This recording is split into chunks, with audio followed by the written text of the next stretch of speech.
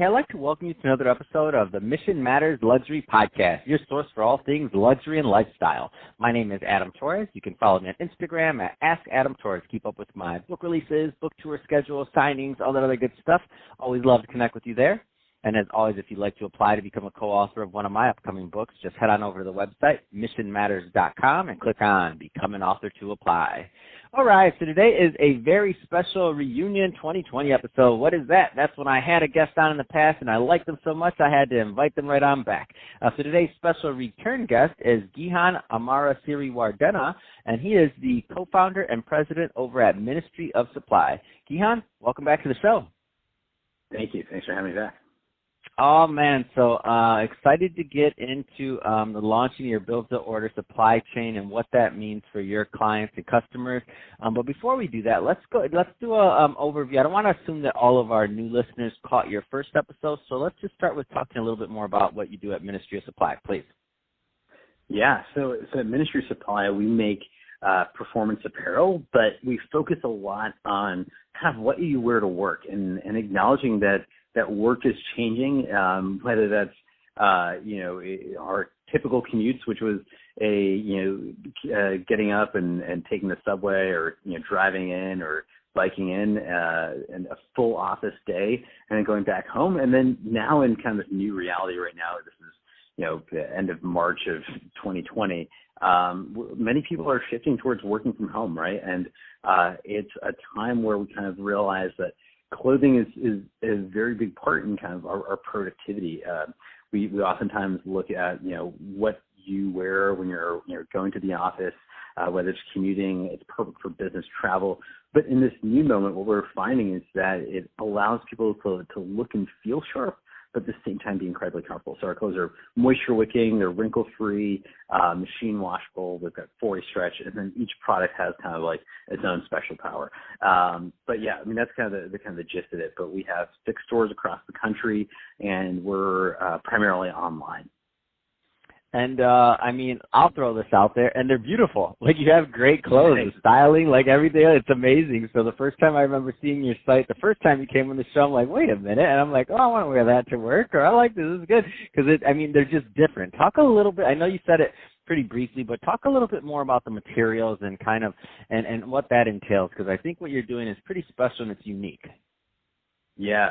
So when we look at the materials that we use, they're all driven by performance. So moisture management, wrinkle resistance are key, machine washability, but stretch. But then we look at that, you'll find these icons on just about any other brand these days because, performance materials have become commonplace from athletic wear.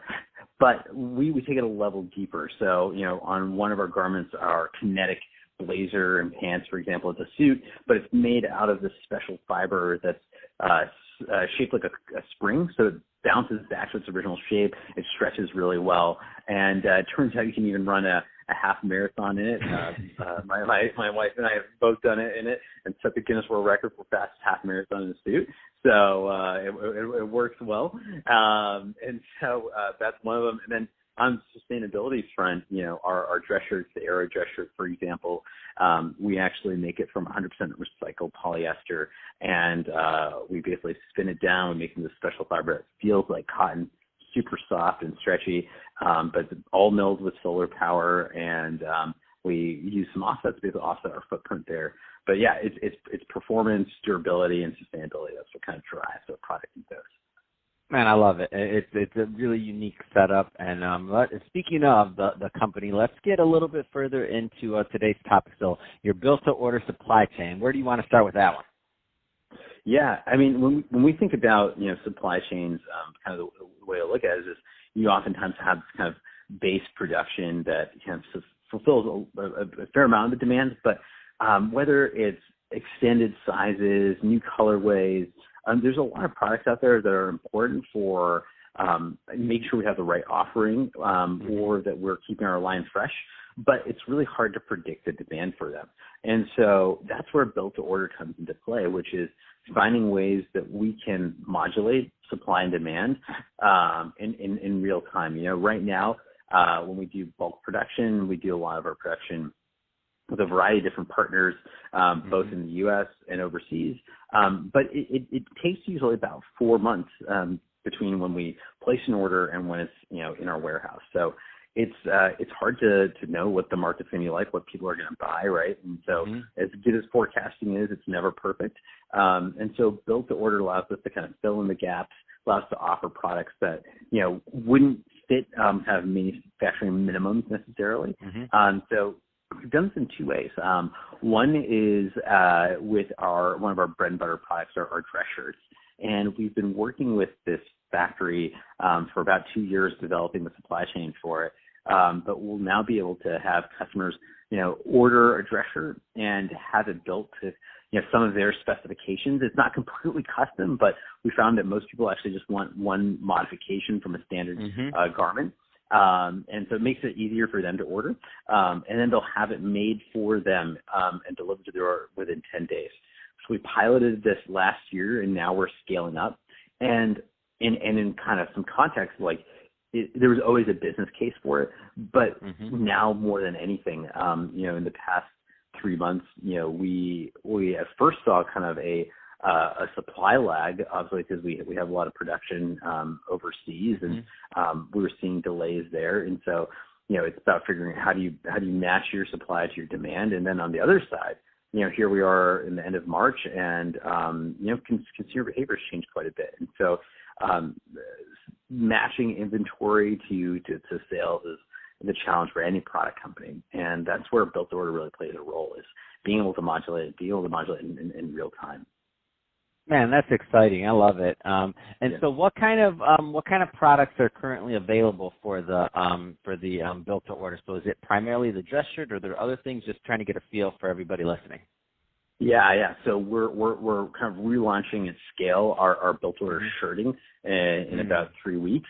And then we have our built-to-order 3D print knit garment. So this is a really exciting one. What is the built-to-order 3D print knit? What are you doing here? You're making it out of plastic bottles. Now you're printing shirts. What's next, Gihan? I can't take it. Go ahead. I'm sorry. I just get excited. So this one's pretty cool. It's we have these knitting machines. We actually had one installed in our Boston store where we knit blazers, dresses, skirts. And the machine's 3,000 pounds, the size of the car. But you put in yarn, and we can modulate the pattern, and then it prints a garment in anywhere between 45 to 90 minutes. And so we have some partners here in the U.S. in Detroit and in New York who we're working with to actually produce our blazers and skirts on demand. So that's something that the skirts are actually the skirts and dresses are up right now. So pretty much all the product is either made in bulk or on demand with them. Wow, that's really exciting. Yeah. So you're going to the office and you're like, I need a new shirt. It's the morning. You're like, can you have it ready by lunch? And I'm just like, can you start printing my shirt? I'll be there to pick it up by noon. Is that enough time? Oh, you're a little behind. Then okay, got it. How about like 1? Okay, good. I'll come pick up my shirt. You can start printing it. Hit the button. Done. I know it's harder than that, but in my mind, that's the way it works. To be honest, hit the button and it's print. That's what's amazing about it is, we talked about a 3D printed future, right? And for the most part, the typical garments or products have been like printed pieces of plastic that are models or prototypes.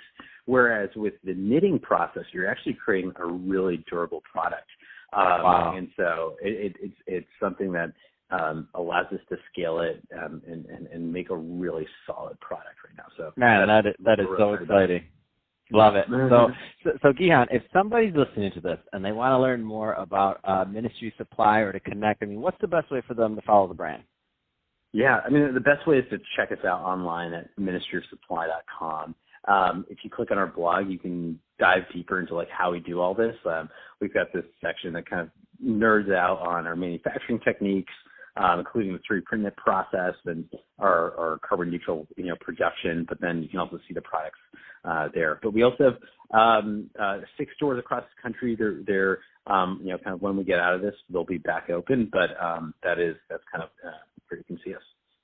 Fantastic. Well, hey, Gihan, great having you back on the show for this reunion 2020 episode. Excited to have you back on the show in 2021, see what's going on at Ministry of Supply and see what you're printing out next, because I know you're going to have something else up your sleeve, and I'm excited to learn more about it. And to the audience, as always, thank you for tuning in. Hope you got a lot of value out of this. Hope you had a lot of fun listening, because we had fun making this for you.